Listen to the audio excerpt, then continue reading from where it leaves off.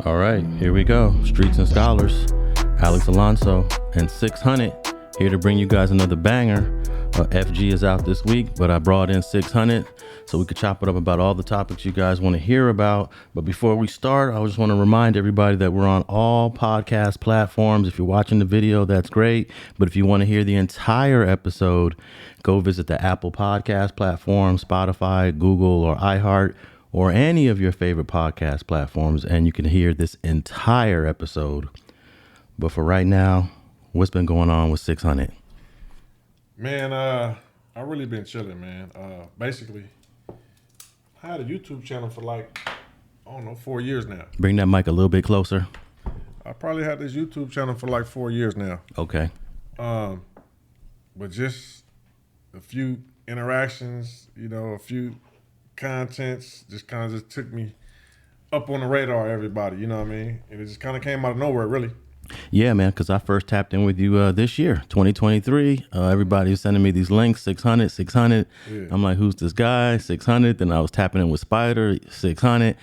So, yeah, man, I've been checking you out, and you definitely be, I guess you can say, if they gave an award for new content creator of the year that just hit the scene with a splash, I think they'd give it to you. It's not necessarily based on like views or subscribers, but the presence that you've just made in this short year. Right. Well, I mean, shit, that's something. I really wasn't expecting it, but that's usually how I do though. I go all out with something. Usually what I do, I go all in with it, So I've been just dropping nonstop videos, like fuck it, how I play out, But I ain't really doing nothing different. I think when a certain amount of people see you or certain people see you, it kind of just take wind on its own. But I've been dropping, I had probably 600-700 videos before you heard of me, I think my last 100 or two just came.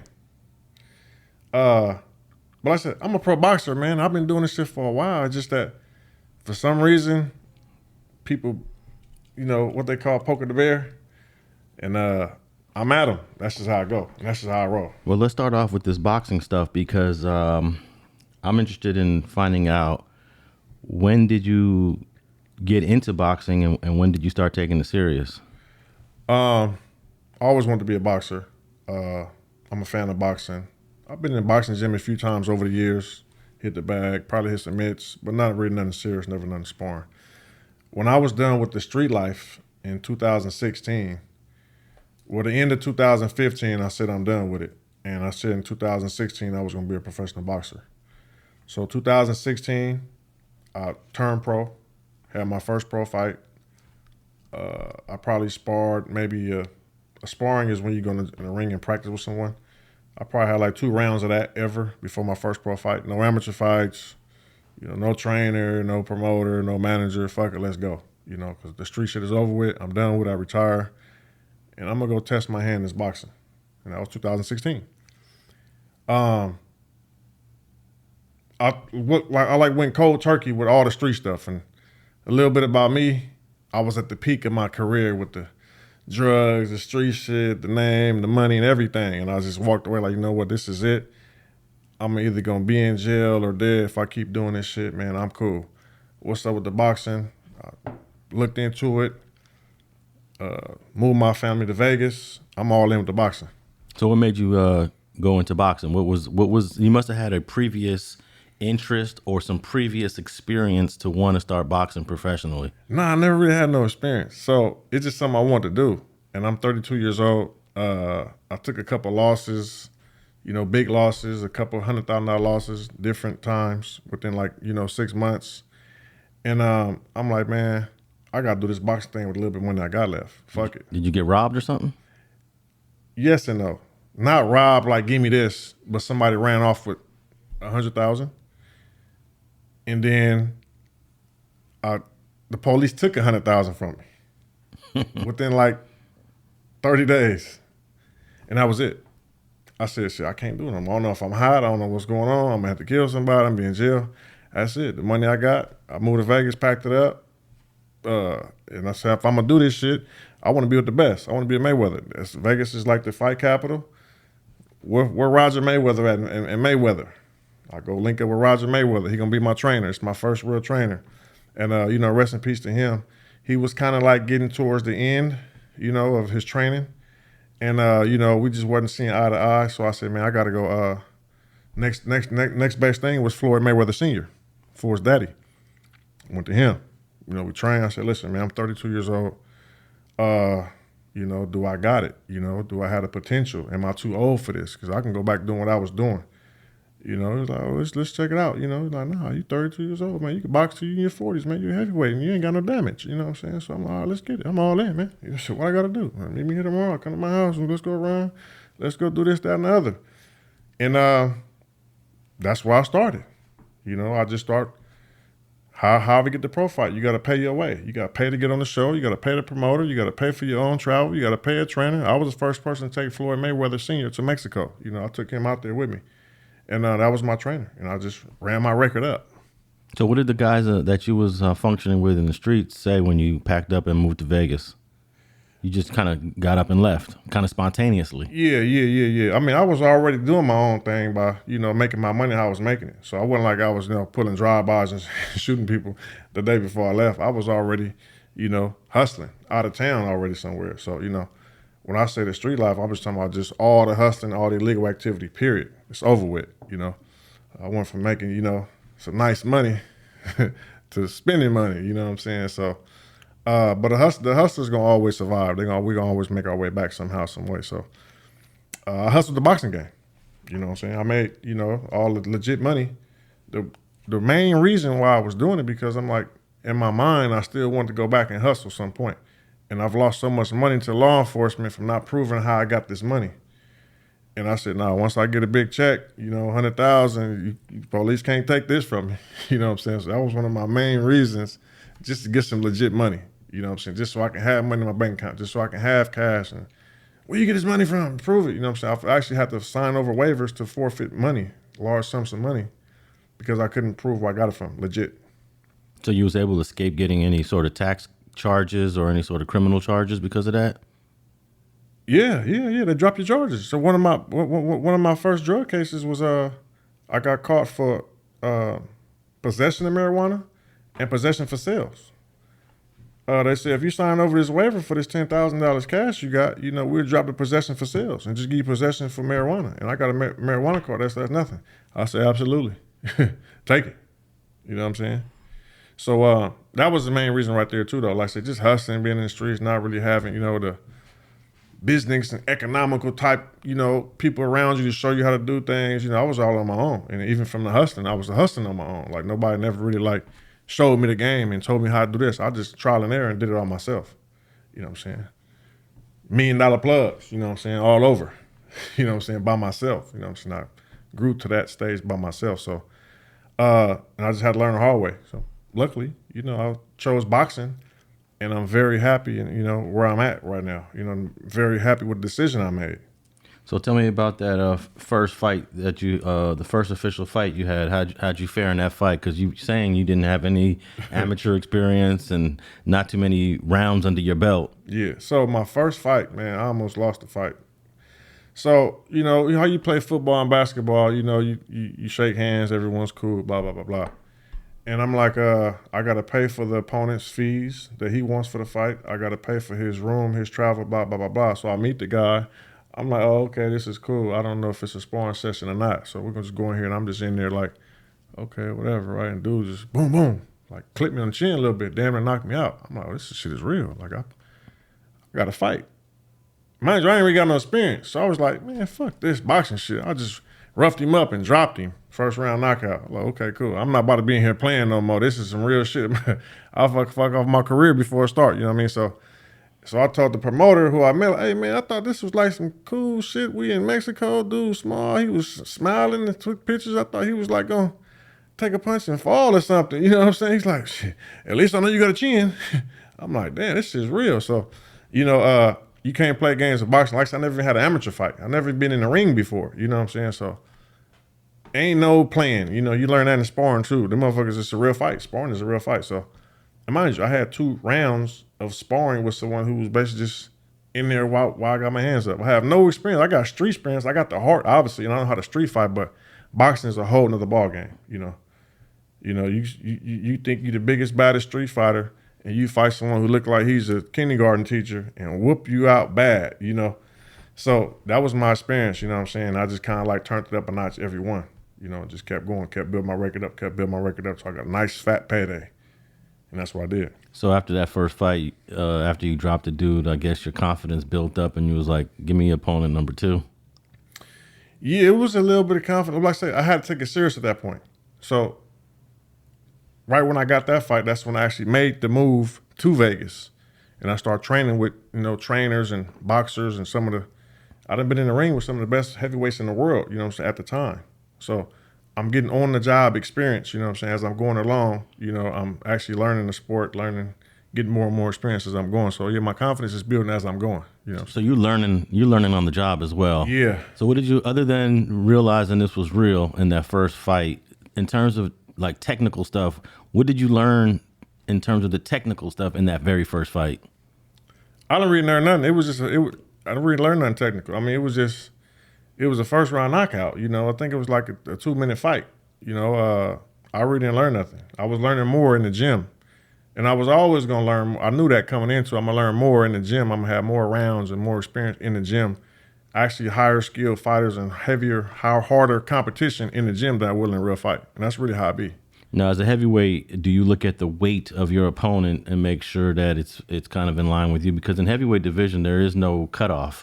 You could be 200 pounds, you could be 260. Yeah. And I think it's a little unfair that you could be I think 195 as a heavyweight. 200. 200. Okay, so a 200-pound guy can be in there fighting a 250-pound guy. You could be in there fighting a 300-pound guy. 300-pound guy. So at some point, it is a little unfair for certain heavyweights when you're fighting other heavyweights. Well, as a heavyweight, it's not unfair. That's what makes the heavyweights different. That's what makes the heavyweight the king. Because as a heavyweight, you can literally say, I can beat any man on the planet. I can beat anybody, fuck the weight. So as a heavyweight, you know, you inherit that. Yeah, but every other weight division is separated by like 10 pounds, 8 pounds, 9 pounds. Yeah, but them other divisions are grown men. Yeah, but let's say middleweight is 160. Why not have a division that's like 160 to 180? But nah, it's 160, it's 168, I think it's 175. Well, this is the thing. I really can't speak for those guys because I'll fight anybody, any size, any weight. That's the difference between a heavyweight. We don't have no limit. If you 100 pounds bigger than me, let's fight. Like today, Tyson would not have the same amount of success fighting the size fighters that exist today in the heavyweight division. Because when Tyson fought... I don't think he had that much success from the start anyway. Well, however you want to judge his success, he rarely ever fought a fighter heavier than 240. Yeah. Now, majority of the heavyweights are over 240. Yeah. So how would that look like a guy that's 217, 215 in his prime, fighting dudes that are 250, 260, 270? It would be a different Tyson. Yeah. I mean, he had a different type of skill, man. You know, he was... So you don't seem to be a fan of Tyson, but based on that comment. I am a fan of Tyson. He's my favorite boxer. Oh, okay. But you just said he wasn't really that successful. I call a spade a spade. No, he's definitely successful as a boxer and all that stuff. When I say successful, you know, and, you know, I just don't think that he beat the right people. You know, I think that all his losses were to the right people. Yeah, but he lost 3 years of his prime to the penitentiary system. So you got to calculate the impact, the negative impact that being gone from 1992 to 1995 when this guy was a beast. Like I said, he's my favorite fighter. I just think that when he fought the good people, he lost to the good people. Yeah, but every person he lost to, all the good people he lost to, Holyfield, Lennox Lewis, that was after he took the 3-year loss in the penitentiary, and I don't think he ever really truly recovered from that. So you're getting a subpar Tyson. He didn't recover. He was in tip-top shape when he got out of jail. Yeah, but how, if you don't box better when he got out. But never. No, I don't think so. Never in anyone's career you don't box professionally for 3 years, and then how do you come back when you're not in the ring for 3 years? Well, if you train in the school, and he'll tell you. I've seen some of his interviews. You get better as you get older because you get wider, you get wiser. You know what I'm saying? Boxing is about smarts. I think if you watch his fight when he got out of jail, when he fought against McNeely, he was probably in the best shape I've seen him in. Yeah, he probably was in great shape, but I'm saying losing 3 years definitely has a mental and physical impact. And you notice near the end of his career, he started putting on a little weight. He was coming in at 230. Yeah. I'm talking about when he was fresh out. He was nice. All right. Before we move on to the topic, I wanted to ask about your relationship with Freeway Ricky Ross, because I remember I bumped into Freeway Ricky Ross a couple years ago at Earl's Grill on Crenshaw. And no, they're not the sponsor of the podcast. And he told me he was getting into boxing. And I was like, oh, okay. In terms of managing fighters and him being from LA, you being from LA, I'm assuming at some point you guys' paths have crossed in this boxing thing. Shout out Freeway Rick. He's my first boxing manager. Is that right? And if it wasn't for Freeway Rick, we probably wouldn't be sitting here talking about boxing. Is that right? He played a pivotal point in my career. It was my manager, my sponsor at one point. And I really want to give a shout out to him because I haven't really given him his just due. I haven't really given him his credit, for the success I've had. He gave me a lot of game. I got the same number. I know he got the same number. So shout out Freeway Rick. So you guys aren't talking right now, the way that you just said that. Not as if we into it. It's just that I just ain't called him. He probably like, man, I got the same number. You ain't called me. So that's why I'm saying that, because I really feel like I ain't been reaching out to him and communicate with him with future things I got going on and stuff like that. So I want to really give him that shout out and give him his credit and give him some love, you know what I'm saying, while I'm on here, while I can, What is it that, how did Freeway Rick know so much about the boxing game when he was an outsider at some point? He found his way into it, and you're saying that he gave you so much game. How did he get the game that he gave you? Well, he got me a lot of game on life, a lot of game just on hustling and just about being out here and some things that we can kind of relate on. As far as the boxing, I believe when I signed with him, he was just getting into boxing. So I probably showed him a few things as he showed me a few things, Like I say, he just played a pivotal point in, me getting a career, me financing some things. 'Cause like I said, I wasn't hustling no more. So I needed some financial help, while I'm boxing. Like I say, I'm cold turkey. And, he helped me out, and he was there when I needed. Like I say, he actually funded a few fights, with me coming up. Oh, okay, man, that's cool. Shout out to Freeway Ricky Ross. I did one of his first interviews. That had to be when he first got out of prison, 2010, I believe. And I've been rocking with him ever since, and he's been popping up all over the internet. This dude has been doing it big. So in terms of the game he gave you, you guys must have had a little bit of a common background, because he was the drug kingpin of all kingpins at some point back in the 80s when you was walking around in diapers. Yeah. I definitely knew who he was. But like I said, when I met him, I was already out the game, and I think he was out of prison, so he was out the game. So I didn't even really even want to talk about no type of stuff like that, because I'm like squeaky clean. Like at that point, it's like I don't want to hear about nothing. And he don't know me, so let's just keep it boxing. Like we never even had no conversations about his history or my history. Oh, y'all never talked about the hustling game? Nah, we ain't never talked about it. You know what I'm saying? Okay. We ain't never talked about it. So did some of the game you got from Rick Ross help you with when you decided to start managing Crip Mac and start guiding his career? Yeah, kind of, sort of. I took the same approach he took. Basically, like I say, when I met him, I had some things I needed, and he gave me what I needed and let me kind of just do me. That's kind of hand with management, with the artists, shout out Compton TG, free Compton TG. He's the first artist I signed, the rapper. The Compton TG from Atlantic Drive? Yeah. Okay. I didn't know he was locked up. Yeah. He should be home soon, man. He got some time, and, he took his pled guilty before it went to trial and all that stuff, and, got some enhancements knocked off, so he should be home pretty soon. Yeah, so kind of like I kind of just, signed them, you know what I'm saying, and gave them my resources and kind of just stepped back and let them do them. Not like, oh, I'm the manager, I'm going to do this, let's do this. I can have my recommendation, but you your own artist, you your own dude, let's just do what you do. Now with a boxer, I just signed a boxer too, DeAndre Savage. He's 5-0, 5 knockouts, undefeated heavyweight from Flint, Michigan. I kind of did to him what Rick Freeway did to me, got him started, funded a few things he needed. And now, I had the more experience in boxing and the management from managing myself, so I was able to kind of show him the ropes and do him like that instead of just letting him do him. I just signed X4, shout out X4 to Mac Lord, he from 40s, the hottest thing in LA.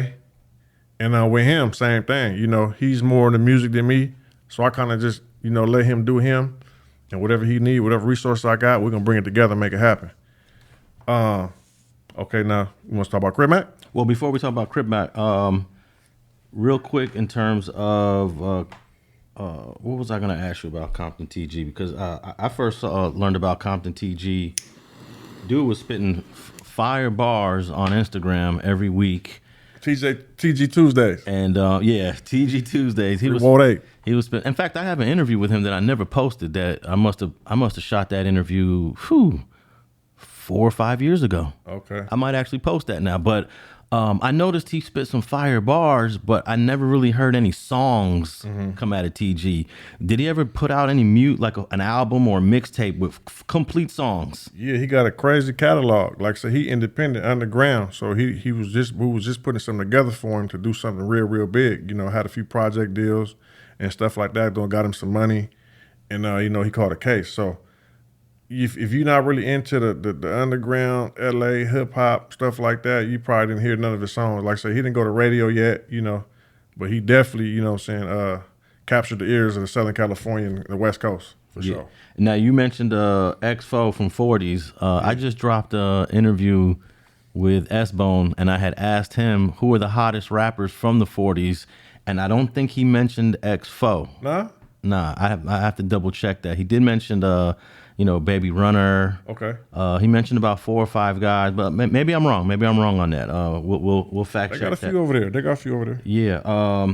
So we'll talk about that we'll talk about S-Bone in a minute, but let's move into your management now role. Oh, real quick, before we leave the transition out of the boxing, how many fights did you end up having, and are you done actually taking on professional fights, and you're going to move more into managing boxers? I got 22 professional fights, 20 wins, 20 wins by knockout, 1 loss and 1 draw. And no, I ain't done. I'll be in Dubai next week training. I took, damn near the whole summer just out here chilling, enjoying my life, with my daughter, enjoying life. And I'm back. I'm back in camp next week. And you're also managing boxers. Yeah. Okay. So DeAndre Savage is crazy because everybody I was managing at one point, they was all incarcerated. He just got out. He'll be fighting next month in October with me in Dubai. Look out for him. He was incarcerated. I did a video. I said, man, everybody I signed to is locked up. TG, Crip Mac, and Savage. Yeah. So, we waiting on TG. But, so that's what I'm doing in boxing, man. I'm still a professional boxer, 8-time WBA, 12-time IBF, USBA. So, I done, touched the whole world scene in boxing too. Well, most people don't even know those initials to the governing bodies. What is it? The WBA, the WBC, the IBF, and then sometime WBO. The WBO became a legitimate sanctioning body. Yeah. So it's technically there's 4 major ones, right? Yeah. Okay. So you're doing now what at least Freeway Rick was doing when I chopped it up with him a couple of years ago at that Earl's Grill. He even asked me, he was like, yeah, I'm looking for boxers. I want to manage boxers. If you know of any boxers, just let me know. So that's what you're doing now. Yeah. Okay. Yeah. And I wonder how he'd feel about it now that you're doing exactly what he been doing. Well, he's one of the GOATs, so he should feel, happy that someone trying to be like him. You were inspired to a certain degree. Yeah, I'm inspired by him. I'm inspired by anybody that come from South Central LA and make some legit money, make a lot of money, make headlines without, getting shot and going to jail and, dying. So, he's out of jail, he's alive, and he made a lot of money, and he's doing it legitimate. And that was always my goal, to be legit, I could made millions of dollars without being legit, and lost millions of dollars because I wasn't legit. And my goal was to just become legit, So but going back to Freeway, he helped me to, use that mentality in a legit field, I went with him one day to we had a conversation. He went to Vlad. I went with him. He did a Vlad interview. Oh God. And I never did a Vlad interview, but it was just met him, and then we were just talking one time. We was waiting. He was like, "Yeah, it's the same thing, man. You're a hustler, man." You know what I'm saying? That's what I'm saying. We never even had no conversation about no illegal activity. I never asked him about the past and told him about my past. It was just strictly boxing, and because I don't know if a lot of people don't know me. A lot of people do know me. I'm like an all or nothing type person. If I'm cold turkey, I don't want to hear nothing about nothing illegal. If I'm on some bullshit, I'm on some bullshit. But, when I take that stuff serious. This is why I'm made it to 39 years old and I ain't got no felonies. I got a legit firearm, you know what I'm saying? And I can, do regular stuff because if I'm all in on something, I'm all in. Okay. So when are we going to hear from DeAndre Savage? What's the current status on him? He fought in October in Dubai. Are you going to be there? Do you have I'll to be there. You'll be there too? I'll be there. Okay. All right, we'll tap in back and find out. How many fights does he have right now? He has 5. This will be his 6th pro fight. He's 5-0, and this will be a 6th. Well, if you look him up, it says he's 4-0, 4 knockouts. His 5th fight, it was a knockout. They ruled it a no contest because they're saying my guy knocked him out. He was out cold. Well, okay, it's a knockout. What's going on?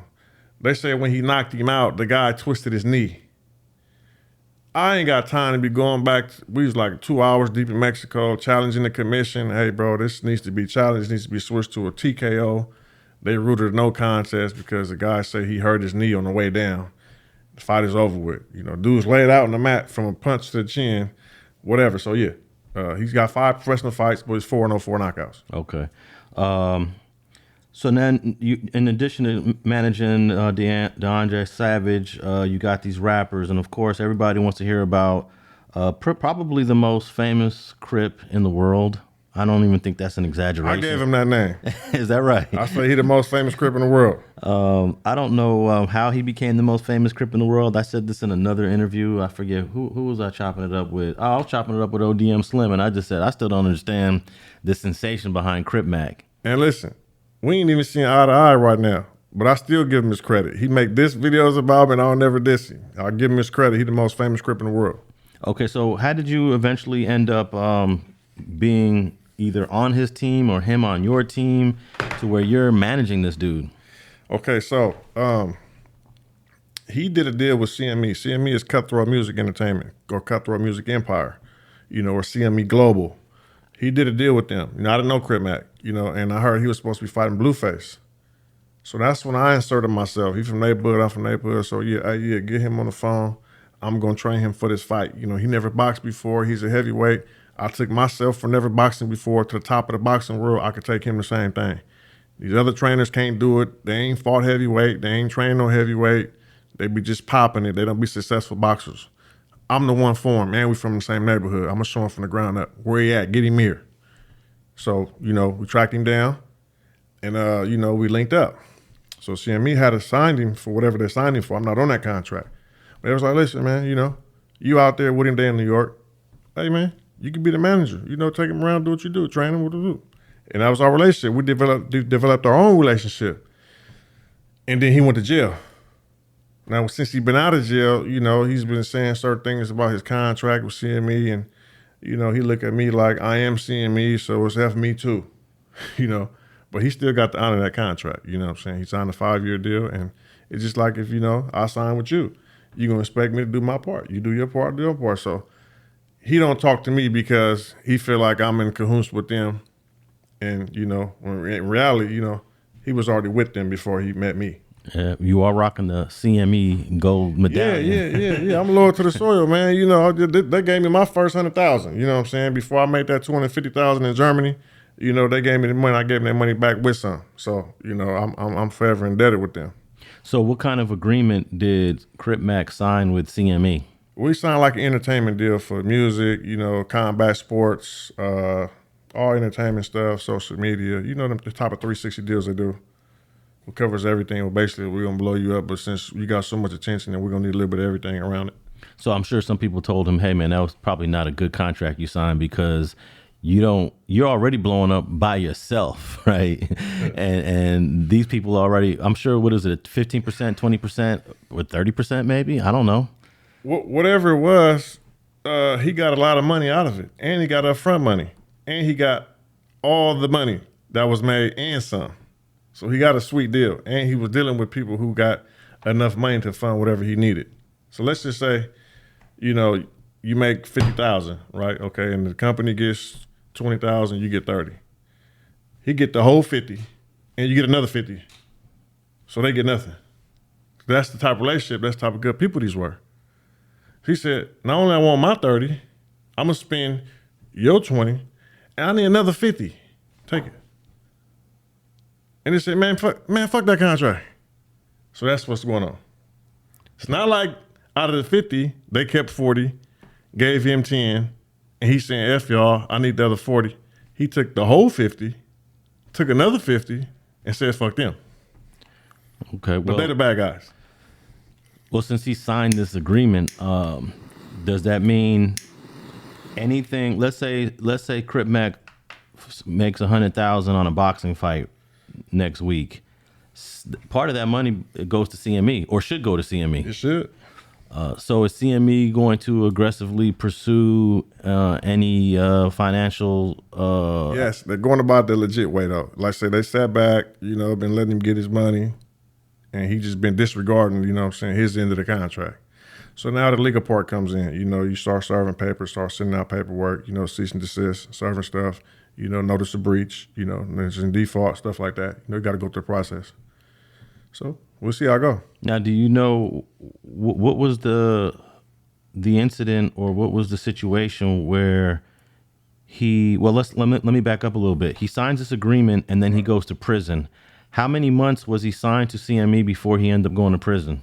I think 2 or 3 months. So it was a pretty fresh agreement. Yeah. So that means you guys are waiting for him to get out of prison, and part of the 5 years that he signed for is at least as part of this prison time where he's doing nothing. Yeah. Okay, so he gets out. You're expecting for him to come back to CME when he gets out. Yeah. Does he come back to CME, or did he already turn his back before he got out? He turned his back before he got out. Okay, so he never came back to CME. No. Okay. I had to actually tell him that I'm not on your contract. We can still do business to see if we can, get our relationship better, because he's in jail talking bad about me. Mr. Lovejoy is a scammer and da-da-da, but I'm not taking none of that stuff serious. I know I'm not. I'm like, what is he doing? Why is he doing this? You know what I'm saying? Is he crying out for help? Why is he talking so bad about it when I'm actually the one in jail sending him money, sending his mother money? I got receipts for everything. You know what I'm saying? I actually gave him money out of my own pocket, thousands out of my own pocket. That's had nothing to do with all his advances he took and all. Had nothing to do with that. This is my own money. You know what I'm saying? And he still telling me I'm the bad guy. Now, did that bad guy's narrative start because you took over his YouTube channel?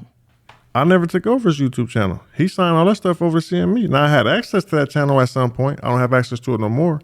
But while he was in jail, I had access to it. And I would use it every now and then to put me on there, talk some shit, to call. When C-Mac called me on live from the jail, I'll keep his name relevant, put him on live and say, Crip Mac going live.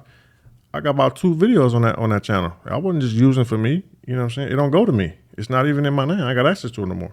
So what do you think started his dissatisfaction with CME and you while he was in prison? People in his ear. He got the wrong people in his ear.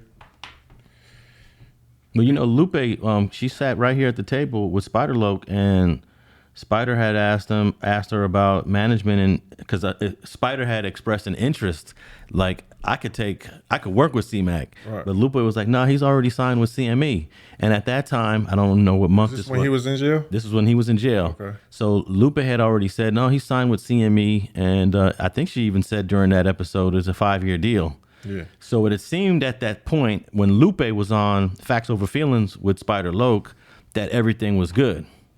Well, Lupe, she's just doing what she got to do for her. She might have said 1 or 2 things about me. I ignore that type of stuff because I know her and I had no problems with her. I don't really get into looking for someone to say something bad to me to go all bad on them. But I heard she said a few things about me, but I don't be tripping on her. I know she cool with C-Mac, and I'm really being cool with everyone who's with C-Mac. Now, when I say people in his ear, like I said, I just think that Lupe is playing her position.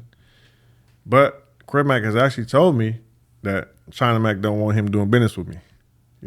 He's told me this multiple times recently. I've brought business to the table. So I just stepped back. I said, all right, I'm gonna step back then, bro.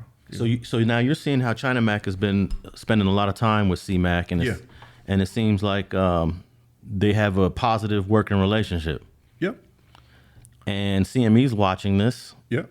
And is C-Mac aware of this agreement that Crip Mac has already previously signed? Because technically, anything, correct me if I'm wrong, but anything that C-Mac does with China Mac, is a portion of that is owed to CME. Absolutely. And does China Mac know that? I'm sure he does. Okay. But it's like this, and I've talked to lawyers about it. When it come down to it, the money's gonna be already spent. But we could just do our part now and see what's going on. And like I say, I'm in support with them. I'll file what they need me to file and do what I got to do. But it ain't really nothing personal. Like I talked to Adam, I actually instead of us paying the service fee to the city server, I said, give me $100. I'm about to see Adam tomorrow. I'll serve him. You know what I'm saying? So I served him the cease and desist letter when he didn't respond through email and regular party mail. I saw that video, but I thought that was just a prank. I thought that was a joke. No. I said, listen, I'm about to serve him while we're here. I need you to record it.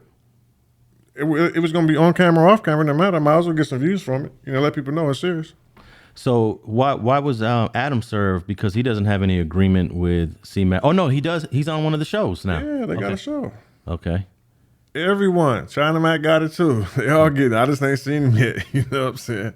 I ain't been trying to look for him. I ain't been tripping. You know what I'm saying? But they probably looking for him. They probably going to serve him his paperwork soon. I don't know. I know that I said I'll do the Adam because I was going on his show anyway.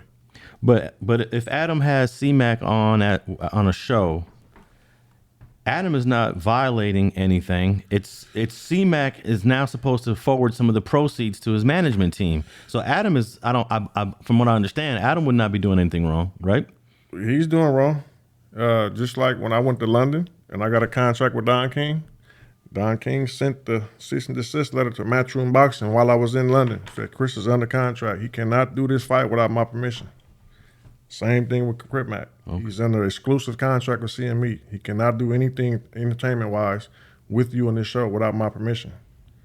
That was the whole purpose of that. Okay, so that's explicitly stated in the agreement that any deals that you do have to be signed off by CME? Yes. Okay. All right, well. So this is, what's the show that C-Mac has on No Jumper? I forgot. I don't know. Like I say, it ain't even nothing personal because I really don't even know. I'm just serving the papers. Whatever they do in court, they do in court. I know Adam personally. I got his number. I text him. You know what I'm saying? We talk. It ain't really got nothing to do with me. It's just like if there was a server and the server happened to be his neighbor or someone to a school, it ain't nothing personal with him. That's the business coming to CME. My name is not on CME. But it's just the nature of the business. So they're gonna deal with how to deal with it. So how did you get linked up with CME? Because what you're saying is CME and Crip Mac had an agreement before you was even part of the picture. So how did you come in there? I got a loan from him in 2021 when I had a big fight. I showed him the contract. I got $250,000 cash coming U.S. I need an advance of 100, and I'll give you back 120. And they gave me the money. And like I say, I'm doing my boxing thing. I don't even know what they got going on with Crip Mac. I don't even know Crip Mac at this time. I know of him, but I never met him. And when I found out it was that, I said, oh, yeah, I'll do it. That's perfect for me. That give me something to do. So, shit, that's how it happened. And listen, me and Crip Mac got a good relationship. When he with me, I got a legit firearm, security, what I'm saying? I'm the driver. We do it all, what I'm saying? It's a good look, what I'm saying? I know a lot of people. And we, like I said, work out together. We do a whole bunch of shit. But like I said, he got so many people in his ear, they jealous of our relationship, what I'm saying? We do numbers, numbers, we together, so they don't like that. So they're like, man, we could do that, man. We had Crip Mac before him, man. Fuck 600, man. He taking over everything. He's a Tiny Loc takeover. Nigga, we take over everything. That's what we gonna do. Tiny Loc, is that a reference to the 6-0s? It's just a generation, Tiny Locs. Okay. Now, before you came in and CME came in, wasn't ODM Slim managing Crip Mac? Yeah.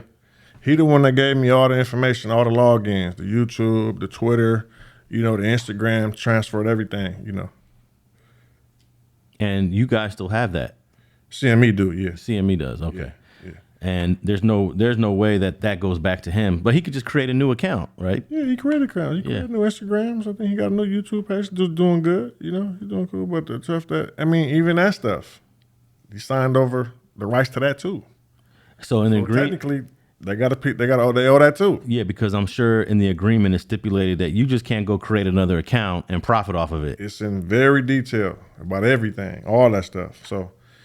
We just curious to see how it's gonna play out. Like I said, I'm not really tripping personally because I got my own thing going, but I'm just, I'm just here to watch the show, man. So, what's the chances of Crip Mac, CME, and you guys being a team again? Because at some point, if you sign the agreement, you got to realize, damn, I got to honor this. Well, unless it's a bad agreement, which some of these 360 deals are pretty bad agreements. Let's keep it real, right? I mean, it could be a bad agreement to people who don't know the business. I think it's a good agreement just based on the resources he has. Like when you can make a certain amount of money and get your money, you can get the money you didn't make and get advanced for with unlimited amounts of money you want. It's no better deal than that. No one gets that unless you like sign to $1 billion people who don't even care about this project. You assign your daughter to that type of deal. Just do it right. But he got the wrong people in his ear. They saying, "Oh man, they're making millions off of you." Like, bro, we ain't made not $1 off him. We're in the hole fucking with C-Mac. We gave him all the money he made in 2 many advances, and he said, "Fuck the company." Yeah, but I'm sure a lot of people are telling him, you can be successful without the additional support because you're so viral right now. All you do is show up and people want to tap in. Yeah. So what do you need these people for? Well, I mean, I play both sides. I can play both sides because I've signed a bad deal before. So I was always in his best interest, and theoretically, yes. But you got to say no too, because if it was that good, you wouldn't be needing the money. You wouldn't need the money like that. If you was that good, you would have a lot of money. Some people just need that backing. Some people need management. Some people need that type. And I'm not saying he's a dummy, but I mean the facts are the facts. So he ran through a lot of money, and whoever he's with now, I don't know him to have large sums of money. He was with me. He rocked around with $10,000 cash. I ain't seen him with that kind of money. I seen him on the internet talking about sending him $5. His verses prices go to $100. I don't even rap. I wouldn't do no verse for $100. You know what I'm saying? So, I don't know what's going on. Like I said, he was us, he had everything he needed and some. So like I said, I don't know what they got going on. So did you guys also serve other people in his circle or just Adam? It was originally supposed to be China Mac, Adam, and ODM. Why ODM? Because it seemed like he already was not under ODM anymore. I think they was doing some top business. This is what I heard. This is what I heard from shit. They were sending cease and desist letters out to those 3 individuals. And whoever else, I don't know. Those are the ones they named. Those names I remember. And when I got time to serve Adam, I want to do that myself. Because I know him. This is a joke. It's just like saying if I know you, I'm about to go see Alex right now. It's going to be fun. There's some content. Hey, man, these people once you have this paperwork. I ain't got nothing to do with it, though. But, yeah, that's what. I saw that video and really thought it was just a skit. I mean, it looked like a skit. Because I told the guy, I said, hey, record this right quick, man. Adam right here. Oh, yeah, I got to serve him this paperwork. I need this on film because he's not going to want it on film when see what's going on. So he probably looked like, man, you posted this shit. So, but I ain't tripping. It is what it is, So you were up at No Jumper. Yeah. On some other stuff, not there to serve Adam. Yeah. And shout out my boy G-Face, from White Fence. He did an exclusive interview. He brought me on there, and he brought my boy G on there. From he called it Bompton, but the city of Compton. And shout out them dudes, my brothers. And we all did an interview with Brick Baby and Adam the day before, S-Bone lost his life. Okay. So I guess Adam's not taking it personal that you served him the cease and desist. He can't take it personal. It's either a guy gonna pop up out of an unmarked car and run up on us. Are you Adam? And hand us him, or you want me do it? 'Cause I'm gonna hit you anyway. It's the same thing. Yeah. He's gonna get served. So you guys were up there doing an interview with G-Face the day before S-Bone did his interview. So were you up? S-Bone did his interview a day or two before. I think S-Bone did his on a Monday. Yeah, we were there Wednesday. Okay. And did he die Thursday? He died on the 16th. I think the Wednesday was the 16th, if I remember correctly. Okay, well, yeah, he died the day we was there because we found out the next morning he was dead. Yeah, because I did an interview with the Hood Postman right after No Jumper. Yeah, the 16th was Wednesday, and his body was found at around 7:30 p.m. that Wednesday. Okay, so I was at No Jumper early morning until about like 2. Then I had the Hood Postman interview at about 3:30, 4 o'clock because I didn't know how long we was going to be there. And I guess he had passed. But I didn't find out he passed till the next morning. Yeah, it was reported Thursday morning that his body was found at 7:30 p.m. Wednesday night. So that's when we found out the next day, we was like, damn, we just did an interview. So you guys were up there on Wednesday. He was up there on Monday. Were you guys concerned about crossing each other's paths? No. At the same time? I actually thought he was going to be there because when you do these podcasts, these interviews, the people who throwing it don't want you to tell them when you're there, no lies, blah, blah, blah. So right before we got there, S-Bone posted like he's at No Jumper. Now, I don't know if he's there. I don't know if it's old or not. I said, oh, damn, he up there too? I wonder how this going. I wonder how this gonna go. We cross the other paths, you know. So okay, we go up there, but I found out that he was already there a few days before. So he was up there 2 days before, but he had just posted the picture. That morning I was going. Okay. Yeah. So you really thought he was going to be up there, and you was ready for it. What is the thing, man? And you know, let me just clear the air right now. Because both of you guys got the blammer on you. Yeah. Well, there's no weapons inside the building. You know, you get metal detector, no okay. weapons. That's specific. Okay. No. This is the thing, man. How this whole thing started. Well, that's not how it started. While it was going, you know, it was a few things surrounding his name. I never, go look at all my old videos. I never called him a rat. See. In other words, though. No, I never called him a rat. No, but I'm saying in other words. Because, you know, everything I'm doing is strategic, and I'm going to play by the rules. I never called him a rat.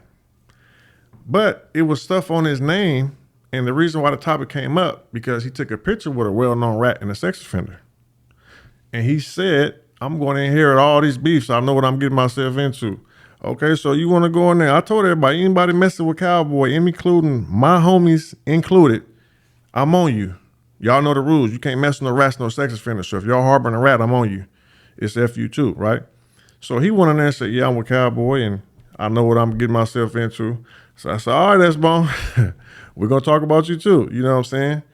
And, you know, so I'm like, hey, man, you know, you probably seen the video. I say, man, what's up with S-Bone taking a picture, you know, with this well-known rat? They like, man, that's interesting, man. Check out this work. Check out this paperwork. You know, you talking about the video you did with Ice from 40s? Yeah, they're like, you know, it's interesting. He didn't even call him a rat. He was like, just look at that. You tell me. So I said, all right. So S-Bone saw that video and started talking shit to me and Ice and everybody else, right? I still never called him a rat. I said, listen, so since he showed a gun and everything, I said, listen, you doing all that. You good in the 40s, right? Look at my video. I said, you get in the 40s? I'm coming by myself. Meet me in the 40s.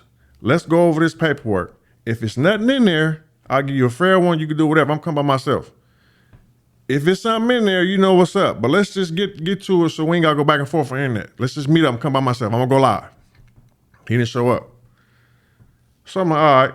And I check my videos. I'm not no bully. I said, listen, this ain't going nowhere. S-Bone, keep my name out your mouth. I go my way, you go my way. He didn't respond.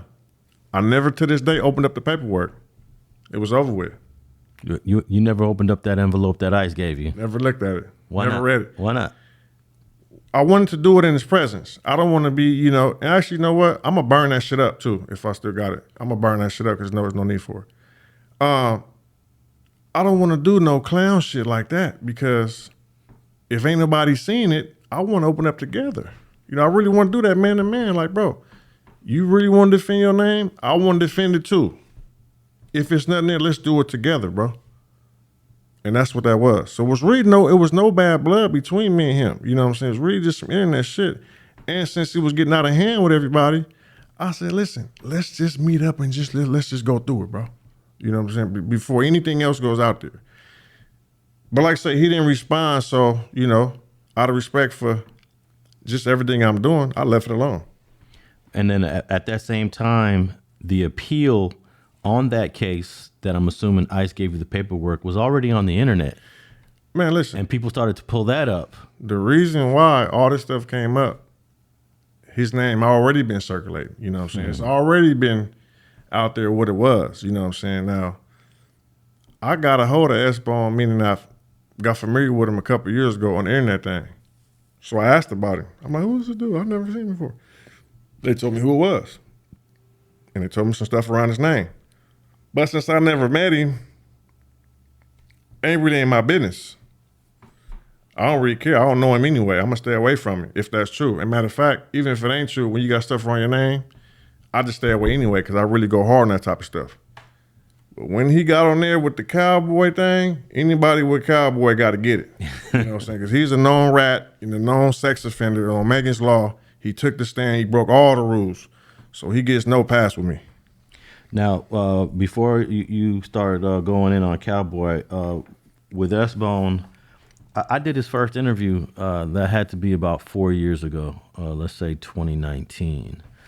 And it went well. We was on the dark side. and everyone could see that he had the strap in his front pocket. He had a windbreaker on, and you could see the gun hanging. And I started getting calls from dudes in the 40s, and they started telling me, I guess, everything that was in that envelope that ICE gave you. But the way I look at it is if the person that he told on is not the one providing the information, then I really don't want to hear about it. So, for example, in this example, it would be a guy named Benny Nero, Nero, because we don't know if Benny Nero wants this out there, because Benny Nero is serving time in the penitentiary. Benny Nero got to go to parole board. Benny Nero, who knows, wants to come home. And the last thing that Benny Nero or Tiny P Head wants, perhaps, is snitch allegations floating around a co-defendant for why he's in prison. So I usually leave that stuff alone, because you don't know what the co-defendant's wants and desires are. Right. Because he's the one that's doing the time. Right. So I left the S-Bone stuff alone. And then I did a second interview with him, and I never posted it up until just recently. Okay. You know, with that dude, you know, I don't know him, you know, so I never met him. I heard he'd been down 17, 18 years, whatever, right? This was 2006 when this happened. So how many years ago was that? I mean, I was in Oklahoma playing football. I don't know what that dude was into. I never met him. But like I said, I did my background check on him. You know, he might, I don't know if he converted to Islam or he like a rehabilitated type person, whatever he is, you know, I don't know that dude. So these dudes, internet people trying to switch stuff up and say, oh yeah, that dude sent me the paperwork. That dude ain't sent me nothing. You know, I don't know that dude. You know what I'm saying? So whatever he got going on in his life, you know, and I said a video to him, I said, it's no disrespect to you, but I don't know you. So, you know, whatever these people putting your name with me, I don't know you. You know what I'm saying? If you from my neighborhood, you know what I'm saying? I would like to meet you, but I don't, and at this point, I don't even care about meeting nobody who used to gangbang 20, 30 years ago. You know, that's an old part of my life now. So, yeah, that's that situation. Yeah, so I'm sure that Mr. Nero is getting some visits to his cell in the penitentiary that he's in right now because of what happened to S-Bone. That's just what they do. That's probably protocol and procedure. We're going to go in there and question this dude and see what his reaction is going to be. And he's probably like, man, I got nothing to do with none of that stuff, you know? I mean, for him, he should be cool, because shit, if that shit was 18 years ago, shit, ain't nobody come talking to him about no shit from 18 years ago. If he wanted something to happen to somebody, shit, motherfuckers get on that type of shit quick, you know? I don't know. Hey, it's a trip that how some of these informants, whatever word you want to use, they get exposed so many years after the fact. So in this situation, it's 2006, and then S-Bone does an interview with me in 2019, and it's not until 2023 where everything comes out. Well, see, what it is that, you know, like you say, you heard about it, and I'm sure a lot of other people heard about it, but he got into it with the wrong person. You know what I'm saying? He got with Cowboy and said he wants to inherit all Cowboy's beefs. So this is why these conversations started happening. Yeah, but it would have came out. Let's say he never did the Cowboy interview. It's already out on the streets. Yeah. Now, the internet and the public probably didn't know. But like I told you, you heard about it. I heard about it. A lot of people heard about it. You know what I'm saying? But me personally, I'm not going to even interact with it until I see the paperwork. Now, when he said, you know, he wanted to inherit all his beefs, oh, you with a rat? What's up with you? Because on street shit, you pushing, you know, them big 40 Crip, whoop, whoop, whoop, right? But you with a known rat and a sex offender, something ain't right about this dude. Something ain't right. And I told everybody who do something with him, you know, we on your bumper. So this is when we start digging. And, you know, I said, I'm fair. I said, listen, man, like I just said, let's just go over together, man. You know what I'm saying? Just meet up with me. You know what I'm saying? And let's do it like that. But like I say, he didn't respond when I said, keep my name out your mouth, because it was getting too much. And I left it alone. Now, was this in June or July? Because it's very recent that all this came out. It's recent, bro. I might have been July. I don't think it was that long ago. Like, it was just, what's this, August? What's today, the 22nd? Might have been August. I don't know. No, Time flies, though, shit. I would say July, because I don't think it was June. Yeah, it might have been late July. So, yeah. All right. So we get the bad news about S-Bone, something happening to him in Sacramento that still remains a little unclear. Yeah. But I'm sure. What was that like? You must you must have been getting so many online messages, internet comments. Because I'm sure people are saying ever since you exposed him, and here it is, what, a couple weeks later, maybe 3 weeks later, boom, he's dead in Sacramento. Okay, for one thing, I never exposed him. I never called him a rat. I never showed his paperwork. I never even opened up the envelope with paperwork. Okay, you're right about that, but you also got to at least there was a certain level of exposure that you put out there regarding S-Bone that was implied. The only thing you can do is call someone a rat or show the paperwork, something like that. But I never called him a rat. I never showed the paperwork. But it was definitely implied that he told on somebody back in the day, right? Well, I don't know. This is the thing. That paperwork could be anything. That paperwork could be, anything. Ain't got to do with that. But let's just go, because he took it to the next level. Mind you, all my man said was, check it out, it's interesting. And I said, okay, we're going to dissect it. He went on there, I'm a buster, I'm not even like that, I'm a little homie, and calling the other guy a homosexual, and, and all type of stuff. And showing a gun on there, cocking a big ass AR-15, you know what I'm saying? He did all this shit on live. For me, for just saying that his name might have been in something, it was a possibility that he never told, because I'm hearing he telling people he never told. I'm hearing he read out some paperwork. So listen, let's just clear this shit up, since there's so much tension around this shit. I gave him the opportunity to clear this shit up, bro. I'm coming to you. I'm not telling meet me in a dark alley in my hood. No, I'm coming to your hood so you feel comfortable with your homies. And, it's tension between my area and that area. Yeah. So I'm risking my life to him to clear his name. But to clear up snitch allegations. I never called the man a snitch. But what's there to clear up? I'm just saying it's implied. No, as far as the streets go, other people got his name circulating and shit. Yeah. So when he attached himself to a rat, I want to see what's up with him. By you attaching yourself to Cowboy like this and saying it's cool. Now, if I never met Cowboy and you told me Cowboy was a rat and you showed me the paperwork and you show he's on Megan's Law, I'm going to stay away from this dude. I'm not going to go take no picture and be proud of I got a daughter. I'm not going to be proud to take a picture with somebody who has a lewd act on a 14-year-old, who's a high risk on Megan's Law. Fuck the street shit, fuck the street code with the telling. I'm not fucking with no sex offender who's a high risk on Megan's Law. I'm just not doing it as a man. I looked up Cowboy's sex offense, and it was not, from what I saw, it was not a 14-year-old. It was just. You must have looked up 1992. You got to look up 1998. Correct. Lewd act on someone under the age of 14. I didn't see that on the Megan's Law. Yeah, you got to look it up. You got to go to People Finder and look up all that stuff. All that stuff comes up. It'll do a PSI background. Well, when you go to Megan's Law, it should list everything. They do have the 1992, which is not a 14-year-old. It's just a sexual assault on a woman during a robbery. No. You want to pull up right now? Because we need to clear this up right now, too. Because he's telling people it's from a robbery and a scratch of the breast. No. I did a whole video on it and dissected the actual code, the penalty that he's charged with. Well, you got a video on this. I have an actual video on my page. Okay. Shout out your page so people can look that up. At 600, the number 6, HUNNET. Okay. 600. Because I'm not here to dissect. Yeah, go to 600, expose this Cowboy. He's foul. Now, but why doesn't that appear on the Megan's Law database? Well, what I'm showing you is on Megan's Law. Okay. I got that from Megan's Law. All right. Well, anyone that's interested in this, they could just go to Megan's Law. California has a website called Megan's Law, and then you could type in his name, Herman Douglas. When I did it, it shows the 1992 case. But what 600 is saying, there's another case on there. So I'm not an expert on Megan's Law, but you guys could check that out.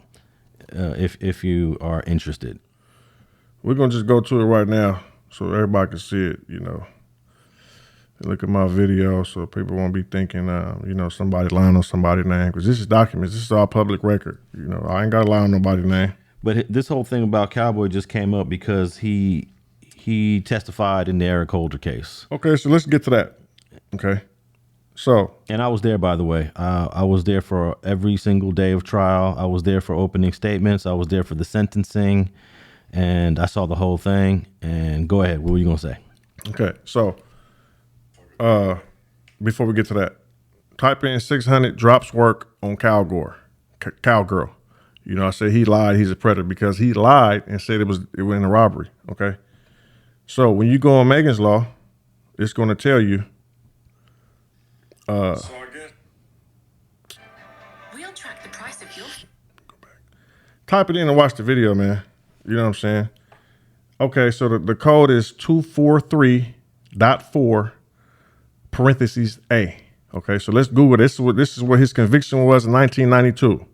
243.4 parentheses A. Yeah, 243.4A. I don't think that's lewd and lascivious acts with a 14-year-old. That's not the 14-year-old. Okay. But it's not definitely not a robbery. Yeah. So.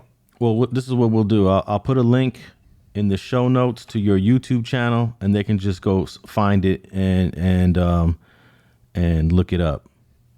Yeah, 243.4 sexual battery. Yeah, sexual battery. That's from the 1992 case. Okay. So when you click on it and they tell you, and Cowboy spoke about that. He's explained that during a robbery, he touched the woman's breast in the process of snatching her chain off the neck, and her hands touched her breast. That's what he got a sexual. And there are weird ways to get sexual cases. You know, if you urinate in public, okay. That might be A, that might be B, C, or D. Yeah, but if you take a piss on a tree in public, you can get. Let's read it out. You can be put in Megan's Law on some weird stuff. Well, he wasn't put on Megan's Law for weird stuff. So, California Penal Code 243.4 parentheses A, sexual battery. Okay, it's only one paragraph. Let's read it. California law prohibiting sexual battery applies whenever anyone touches an intimate part of another person's body while one of the persons involved is restrained. Okay. The touching has to be against the will of the person touched and has to occur for sexual arousal, sexual gratification, or sexual abuse. Okay. So this doesn't say it could have possibly happened in an assault, in a robbery. This is for sexual arousal, sexual gratification, or sexual abuse. Yeah. Well, I've never read the specifics of it. Yeah, it's California Penal Code. But there's four main points that you just put there: sexual arousal, against will, restrained, and touching. So the touching could easily happen. Restrained is very vague. If you're doing a robbery, if someone comes up here and robs us and we can't leave, we're restrained. So restrained is vague. Against their will, anything that happens against us during a robbery is against our will. But the fourth point, the last point you brought up, for sexual arousal. For sexual arousal. Hey, you know how these police can be and these DAs can be in these charges. You know, they could throw that in there. He's taking a deal and he's signing off on it. I give him the benefit of the doubt for the 1992 case. Here's how we solve this. Just pull up that case. Pull up that case, and it'll 1998. No, this is the 92 case. Yeah. You just pull up that case for those who really want to find out what happened, and it'll be more detailed of what happened during that robbery. And if it was only for a robbery, if you go to Megan's Law and put his name, Herman Douglas, in there, it's high risk. So you're not going to get a high risk on Megan's Law for a robbery for something like that. You get high risk for something you did for sexual gratification. All right, so I wanted to get back to how the whole internet and the public started to look at you now after August 16th. Well, we learned about S-Bone's death on August 17th. You must have been getting a boatload of responses and comments. Yeah, well, I'm getting, lie snitching and dry snitching type stuff. I had the police, come to my door. I had police sitting outside my house, my baby mama house, who knows what it's for.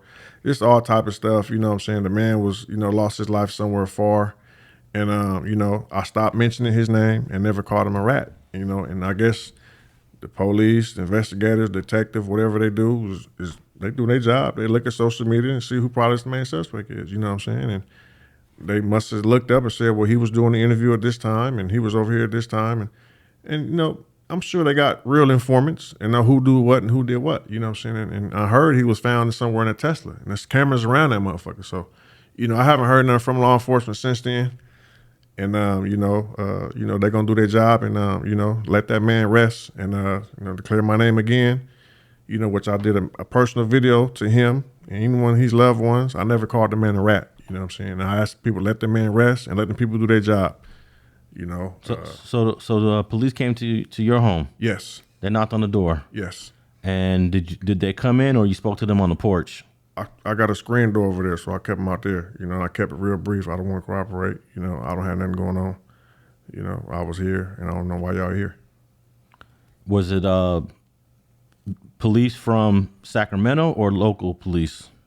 I don't want to say who it was, but they know who they are. I really don't want to talk about it because I think they got an open case going on. You know, and I'm gonna just let them do their job. You know. Were you a little nervous about the visit? I wasn't nervous. I was nervous that motherfuckers had found out where I was at because that spot wasn't even in my name. Hey, you know what I'm saying? I'm gonna tell you this. I just went live. Probably 30 minutes. But I got cameras. I got Ring cameras. So they probably knew where I was at already because I do live a lot from the house, that spot over there. And 20 minutes, there was a door. Hey, law enforcement has access to so many resources, to so many databases. They could just call Washington, D.C. if they have a tricky situation where they can't figure out where someone lives. Because everything we do, whether we pay a bill, we pay a gas bill, we pay a utility bill, we got a cell phone, and we could think that, okay, we got our cell phone in this address, but we got this bill in that address. I remember I shot a video of the LAPD killing this dude named Maurice Cox on Slauson and Crenshaw back in 2008, killed an unarmed man, and I shot a video of it and I posted it. And immediately the police wanted a copy of the tape. And I was like, I'm not sure I want to give that up. Right. So I hit up my attorney. At the time I called up Carl Douglas. I said, Carl Douglas, should I give them this video or not? And he said, well, if you don't want them coming to your house, taking all your videos, because that's what they'll do. When they come to your house, they're not going to just take one video. They're going to come take all the videos. So eventually I agreed to give them the video. Yeah. But we were negotiating a meetup place. Okay. And then before I knew it, they popped up at one of my addresses that I thought was off the grid. That's what I'm just telling you, bro. I thought this address was off the grid. Yeah. And my wife tells me the police are at the front door. It's 6 o'clock in the morning. I'm asleep. So I think the way they got me at this address that I thought was off the grid is one day I decided to challenge the property taxes that I was paying on this property. I felt it was too high. So I submitted an appeal to the property taxes, and then boom, that put it on the grid. That put my name connected to and then when the cops came to my house that morning, or that house that morning, they said, you're a hard guy to find. And I was like, well, help me understand. How did you know I was here? And the detective said, I'm a detective. That's my job. Right. But I let them dudes in, and they wanted to interview me about what I saw when this guy was shot and killed by the LAPD. But you decided to have a conversation with them between the screen, and that was that. Yeah. How many minutes did it last? Shit, 1 minute. 1 minute. Yeah, okay. That's it. And like I say, I knew I didn't have nothing to do with it. And I'm pretty sure they didn't know. They knew I didn't have nothing to do with that. Yeah, because they could prove if you left L.A. Yeah, right. So, but maybe they thought that, well, let's just take a chance. You know, maybe he wants to tell us something that we don't know. So that's why I said, I'm not really mad at you. Y'all do your job. But I'm sure y'all know where I stay at. Y'all know where I was at the day he died. Y'all know what's going on. Y'all probably checking his phone records. But y'all probably just coming to see, maybe I know some information they don't know. So that's why. And like I said this day, I don't never say F the police. I don't never say none of that stuff. You know what I'm saying? If someone breaks in my house or my car, I got to call the police. You know what I'm saying? I salute the police when I see them. It's not my enemy. Okay, so some people are going to feel a certain kind of way that you just said you salute the police. I think on a video you also said, I support the police. Yeah. Explain that to some of the street cats, because some street cats will never publicly say that.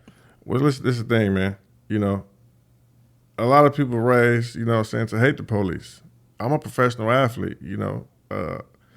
Yeah, I'm from where I'm from. I did our stuff, but I'm not an active gang banger no more, you know what I'm saying. I'm a law-abiding citizen, you know what I'm saying. I've been cold turkey for 7 years. I don't participate in no illegal activities, you know what I'm saying.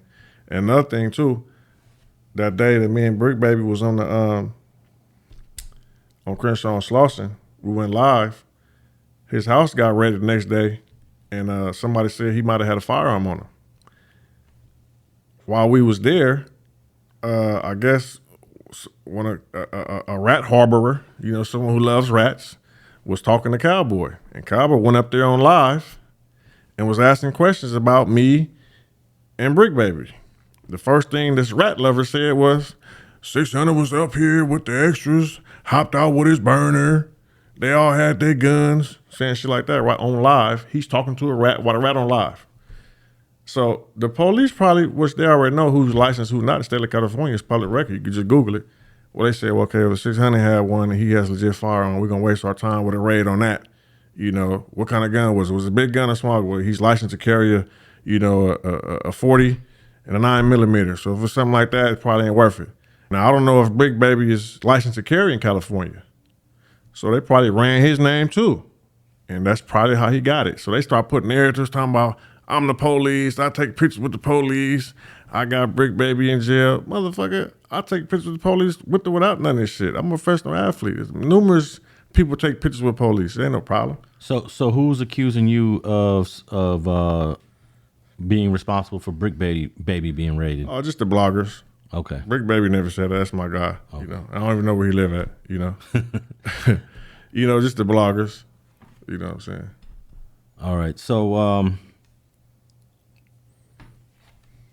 you don't see no issue with saying, hey, I support LAPD or LA County Sheriffs and all of that. Man, I support all law enforcement. I've been doing it. I done post 10, 20 pictures since this cowboy dude said I was a police. I start posting all my pictures with police from different states I'll be in. When I see police, I just show the police, the sheriffs at the Rams Raider game. I said, man, can I get a picture with y'all? I post that. You know what I'm saying? But I don't have no contract with no LAPD. You know, I'm not no rat. I'm not nobody paperwork. I ain't broke the street code, nigga. But shit, I'm a professional athlete. When I see police, nigga, thank you for your service. It's all on my YouTube and all that, nigga. I'm comfortable with police. They're not my enemy. I took a picture with Mr. Luna, who is currently the sheriff of the LA Sheriff Department. Yeah. Because I went to an event supporting Luna because I wanted Alex Villanueva out of there. I just didn't like this guy. Mm-hmm. So I don't really know much about Mr. Luna, but I just wanted this guy to lose. I took a picture with Mr. Luna, he wasn't the sheriff at the time, but now he's the sheriff. Yeah. But I wonder if I posted that photo of me and Sheriff Luna, what would people say? Well, since you've been through a lot of street guys, you know, paint the narrative as the police are the enemy. You know, and that's fine because it's... Well, some of the police are the enemy, though. We got to keep it real. It's good and bad cops and everything. Yeah. You know, it's good and bad people and everything. I ran across a couple, but I ran across more good cops than bad, you know. And, you know, I'm not about to sit up and say, fuck every person in law enforcement because I had one wrong encounter. You know, and I had a very, very bad encounter with a certain department, you know, and I'm not going to blame every law enforcement around the world for that, you know. And like I said, it could have been worse. I didn't get beat up. I didn't get shot, but I was harassed, you know what I'm saying, illegally for nothing. You know what I'm saying? Was arrested for nothing. You know, I'm in a whole nother county. And they took me to jail for a $5,000 ticket that I had in Beverly Hills in LA County. Just took the car, took me to jail, fucking with me for nothing. Like 10 police cars, put all kind of shit like that. So I'm just like, man, why y'all fucking with it? He said, we ain't fucking with you. We're conducting an investigation. I'm like, man, these motherfuckers serious. Let me leave these motherfuckers alone for you shoot me and say, hey, he got a gun. So I just play cool, man. You know what I'm saying? So that was the one encounter. I have a few encounters here and there, but once they see my energy, they tone that shit down. They ain't tripping. They say, man, he ain't tripping. But if I have bad energy, wait a minute, what you pulling me over for? I don't do all that shit, man. I'm trying to listen. Check this registration, bro. Check the car if you want to. Let me go about my business. I don't want a problem with you. Go pull somebody else over, man. Let me go. I got somewhere to go. You know what I'm saying? So you and Brick Baby cool then? Yeah, that's my boy. It's the homie. Okay. Yeah, I saw that video. Was you guys at Hungry Harold's? Yeah. What's the food like there? I never ordered food from there. The place looks dirty though. It looks dirty. You know what, man? Everybody got their own thing they get from there. I really only get chili cheese fries at lunch, and breakfast I get like a little breakfast plate, sausage, potatoes, wheat toast, and eggs. What kind of grade does that place have from the LA County food grading chart? I think if it be lower than a B, I would have noticed it. Okay. It got to be an A or a B, you know.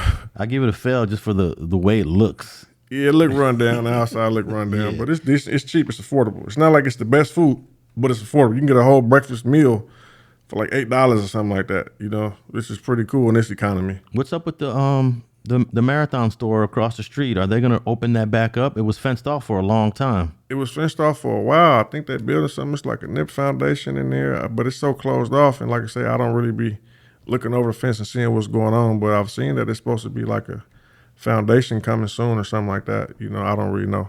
So what's your whole take on Brick Baby now becoming the star over there at No Jumper? Man, I salute him, man. You like I say, anybody come from where I come from, it's hard, you know what I'm saying? So if you got a legit job making some legit money and can get paid, to talk about your history from the bullshit that we went through, I salute him. Get a legit check, from a good network, consistent, I salute him, you know what I'm saying? Because there's a lot of motherfuckers who getting checks and they ratting people out, you know what I'm saying? I feel like Brick Baby's actually doing a better job than some of the previous guys I had on there. And those guys, no shade to them, they helped blow up No Jumper too. Yeah. But it just seemed like Brick Baby's on a whole nother level. Like just his delivery, the way he speaks, his positions, his opinions. And people are telling me this guy's always high, but I'm like, this guy does a great job on the mic. I don't really watch that show like that. I be having my own thing going, but since that's the homie, I watch to see what he's talking about. It might pop up here and I watch it, but even the dudes before that, I don't really watch it like that. That's just not what I'm into. But if it's something got to do with me or somebody I know, I'm going to tune into it. That's kind of what brought me more to watching No Jumper is that when he had the ADs, when he had the T-Rails, when he has the Brick Baby, that kind of brings me in. Yeah, see, certain people that's on there is going to bring their own fan base to it, and usually they'll stay to it whether they leave or not. It's just how it go. That's just how it goes. So, yeah, I mean, it's probably actually good to switch it up every now and then, Yeah, I'm sure in 2024, 2025, he's going to discover some new stars and bring them on. Right. I just think that the channel definitely bounced back with Brick Baby. He saved that. Bounced back like what? It was doing bad or something? I think when the previous cast, because I think multiple people all left at the same time. Yeah. I think at least 3 or 4 people left. Mm-hmm. So from what even Adam said, that the show took a hit, the platform took a hit. Oh. But it looks like they're back on top. Okay. Well, you got, he got Wack over there. So Wack know a lot of Wack 100. Shout out Wack 100, man. Been solid with me, and gave me some big life-changing checks, And I'm rocking with him. I salute Wack 100. So yeah, speaking on him, yeah, he up there. He got a show with Adam. So yeah, I mean, whenever you get them content creators, bring different people in and reach out. That's all you getting everyone else's fan base. All right, so let's bring it back to this boxing before we wrap this up. And I just wanted you to talk a little bit about what do you think about content creators getting involved in amateur fighting. And what's the best way to do this so that there's some money to be made? Because some of these guys really think that there's a big bag. If, let's say, like if Nina Boy and Bosco, their fight, for example, that didn't bring in millions. Right. I don't know what kind of bags it is, but I had 1111 on here, and they brought the receipts, and it was like a couple $1,000, here and there. Where's the future of that? It's always big. I mean, boxing is probably the most popular sport in the world. Of course, you got like, soccer and bigger sports, but more popular that everyone can kind of do a little bit is like boxing. You're not going to meet someone and say, let's have a one-on-one basketball game, or let's do a 2-on-2 football game. You're going to say, let's do a boxing match. Majority of people want to see a fight. So it's a lot of room for it, and a lot of boxers in the actual sport of boxing don't know how to promote themselves. This is why a lot of boxers are kind of mad, like, man, hold on, man. This dude getting $100,000 for a fight. He never boxed before. I've been boxing for such and such years and really went through the ringer, and I can't get a fight. So, it's a popularity contest, and it's social media world. It's the era we in. You got to promote yourself, and this is why I got so famous in boxing. This is why I made so much money in boxing without getting a scratch.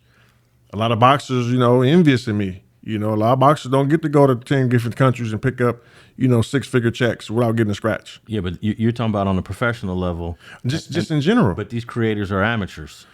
Just in general. So their money's going to be a little bit shorter than... No, Jake Paul and Logan Paul is making more than boxers.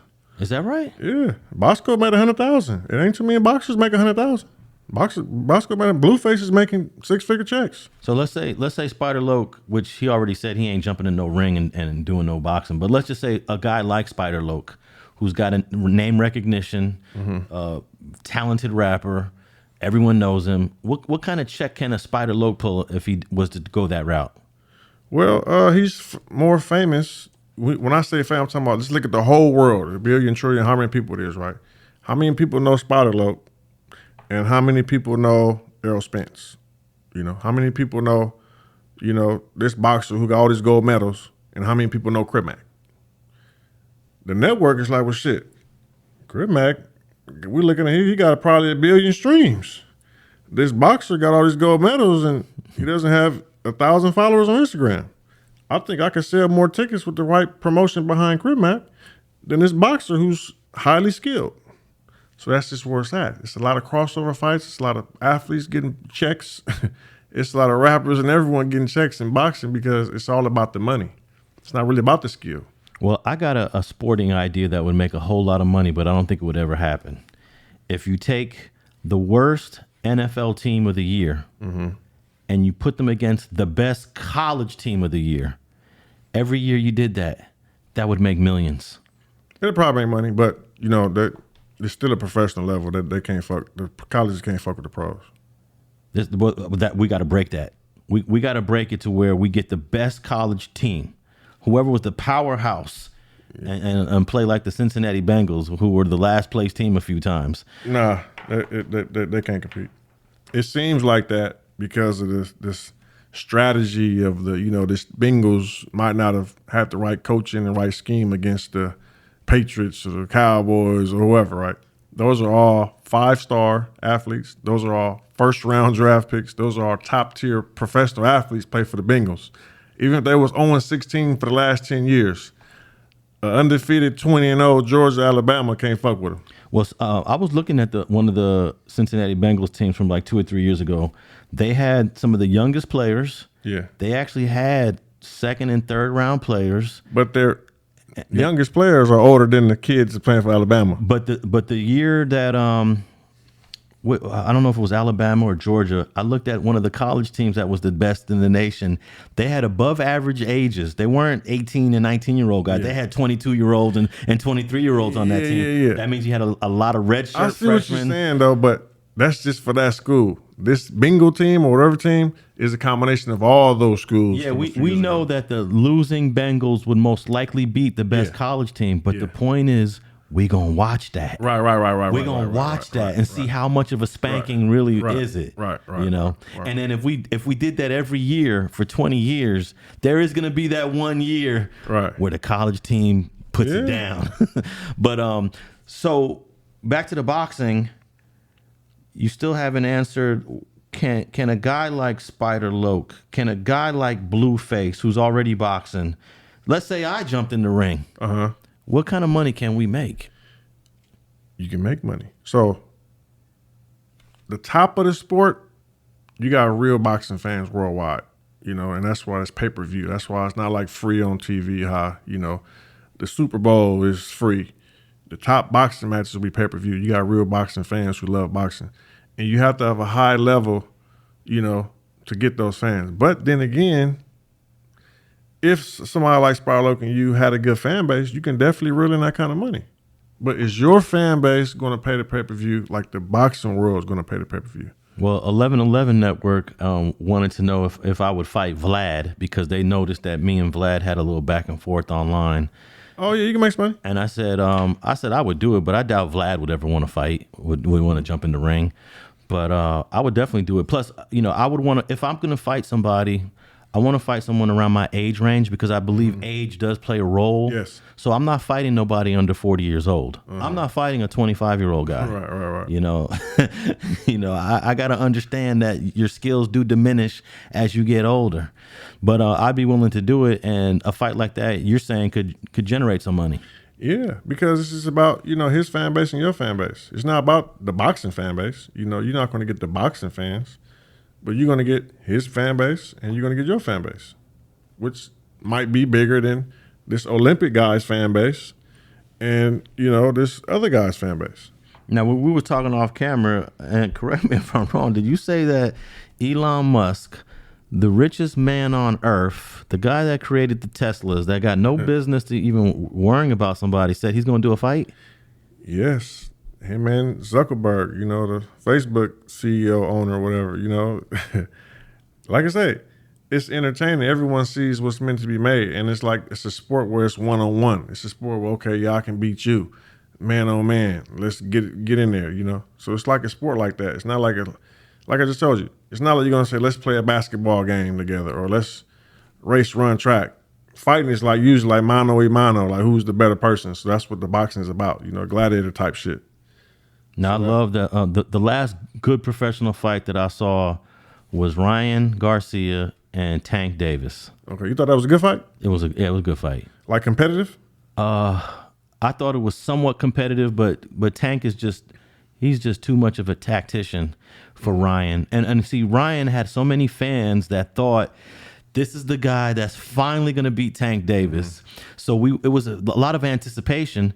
And I just loved the patience of Tank Davis and the way he dropped him. He dropped Garcia while he was throwing his most vicious punch because he ducked underneath it and came with a hook and just dropped him. So it was entertaining for sure. Well, Tank is an excellent counter puncher, and that's what he's known for, his counter punches. So, for someone like Ryan, it's perfect for Tank. And a lot of people don't know, the shorter fighter has more of an advantage in boxing. Maybe not in street fighting, but in boxing, you have more advantage. Well, I don't know if you tapped in with Hearns' fights from the 80s. I know you was young. He was a tall, skinny middleweight. Yeah. And he had a lot of success with shorter fighters. But I do agree with you that sometimes having that low center of gravity gives you better vision and better you can see everything. You can get up under stuff. Get up under, and then the tall guy can't really go for your body without exposing himself. You can go for the taller guy's body and his up top. As a tall guy, I'm exposing myself to get to your body. I do believe that Marvin Hagler, the shorter fighter, was able to get with Tommy Hearns. You know what I'm saying? Somebody fact check me on that because we're going back to like 1987. I've been watching. If you know how to use your height, you got advantage. If you know how to use you shorter, you can use that to advantage. Yeah, but in the heavyweight division, the taller fighter usually wins. Yes and no. If the taller fighter knows how to use his height, yes.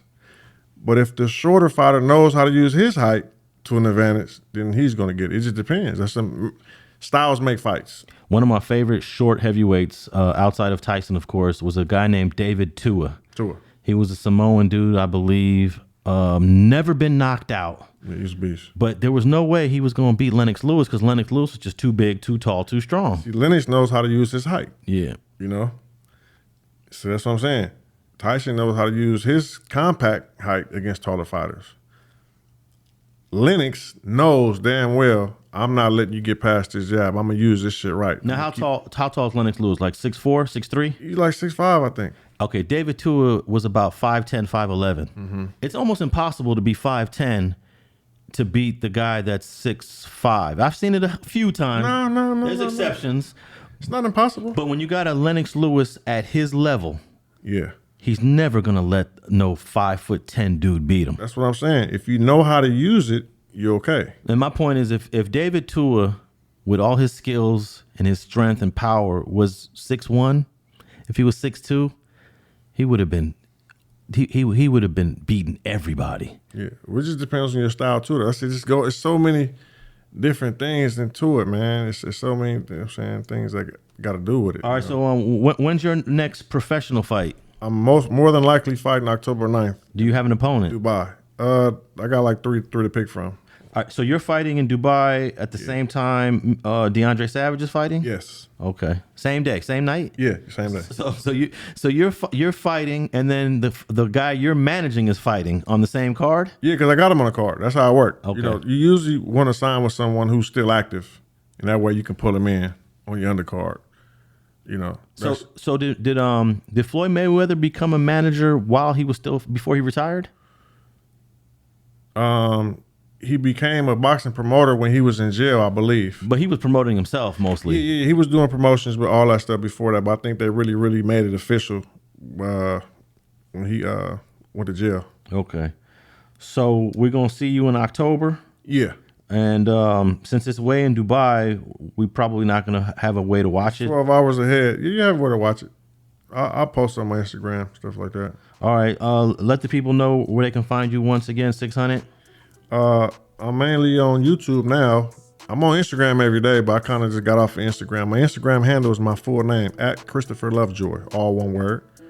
But I'm on YouTube every day. I'm trying to be consistent. My handle on there is @600, the number 6, HUNNET. That's my handle.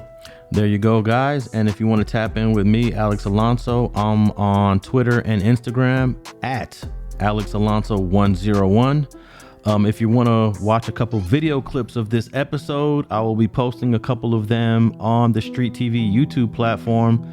But of course, if you want to hear this entire episode, it'll be on your favorite podcast platform. And thanks for tapping in with another fire episode of Streets and Scholars. Let's get it.